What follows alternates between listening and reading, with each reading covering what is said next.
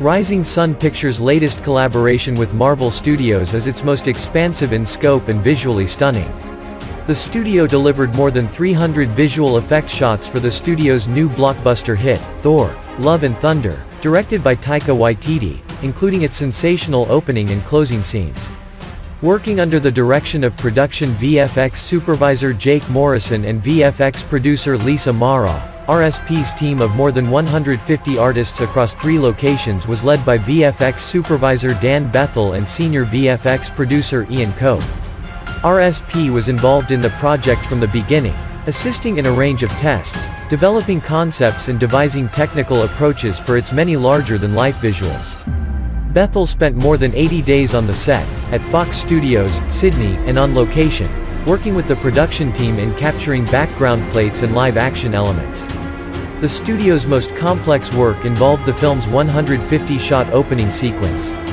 Setting the tone for the narrative, it begins with Gorr and his daughter wandering in a desert. Artists augmented the production imagery, shot on the set in Sydney, with environment extensions and dust and sand simulations. They also enhanced Gorr's practical makeup to create his disturbingly emaciated look. The sequence climaxes with a confrontation between Gorr and the menacing Rapu, Jonathan Brew, whom Gorr accuses of abandoning his people. RSP augmented the practical set with an expansive digital oasis, filling it with plants and trees as well as magical flower gods, composed from effects-driven flowers. It's a very lush, green, tropical environment, notes CG supervisor Ryan Kirby. We drew on a wide range of references from the Amazon rainforest and other jungles to create colorful plant life that adds richness and variety to the frame. It's grounded in reality while having a fabulous, surreal quality.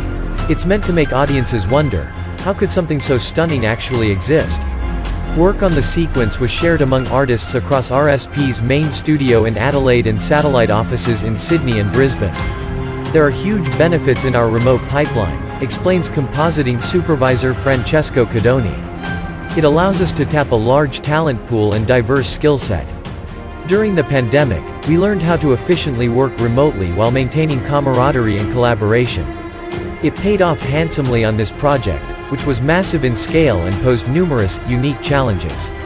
One of those challenges involved Baby Thor, introduced in an extended flashback montage. The baby is a wholly digital character, based on the real-life infant of a Marvel executive, created through animation and artificial intelligence. The advantage of this technique over standard, deep-fake, methods is that the performance derives from animation enhanced by a learned library of reference material, explains Coe. The result is a full-screen photo real baby Thor storming into battle.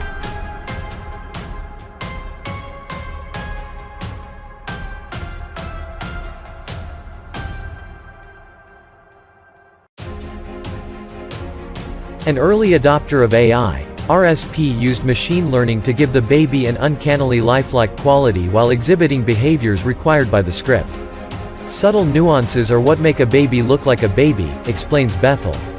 We had great references of the real baby and used them to get details right, such as how his mouth moves, and the way light reflects in his eyes. Over several iterations we honed the look and achieved a digital baby that audiences will accept as real.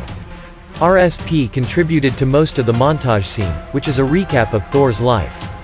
In true Thor fashion, we see the Thunder God getting back into shape by pulling the Guardian spaceship and flinging giant rocks. It also features flashback to Thor's love interests including a wolf woman, Elsa Pataki, and a swashbuckling pirate, recalls Kirby. Our CG team created a digital version of the wolf that was matched to the on-set performances. As for the pirate love interest, our team created an extension for the practical pirate ship and the surrounding ocean as well as Kraken, an octopus-like creature that attacks another ship, says Kirby. Our challenge was to create the perfect backdrop for this emotionally intense scene. The montage is an example of how RSP's CG and compositing teams work together, according to Cadoni. It was 8 or 10 sequences rolled into one, he says. Each vignette is only 2 or 3 shots long but needed to look distinct and read immediately, while telling a consistent story. It pushed the limits of what we can do. In another significant sequence, our heroes travel through space in a boat drawn by a pair of giant screaming goats named Toothnasher and Toothgrinder, on a Bifrost path that's conjured by Stormbreaker. RSP's work involved creating Stormbreaker's effects as well as the Go Boat space environment, including a pod of space dolphins. The final scene is set on a mystery planet where Thor and his adopted daughter have traveled to save a village of garfish from the evil P-Rex. It was another tour de force effort from our 2D, 3D and matte painting artists, observes Cadoni. The scene combines crowds, environments, effects simulations and lightning. It also involves full and partial digital doubles with AI-enhanced faces to work with various effects elements.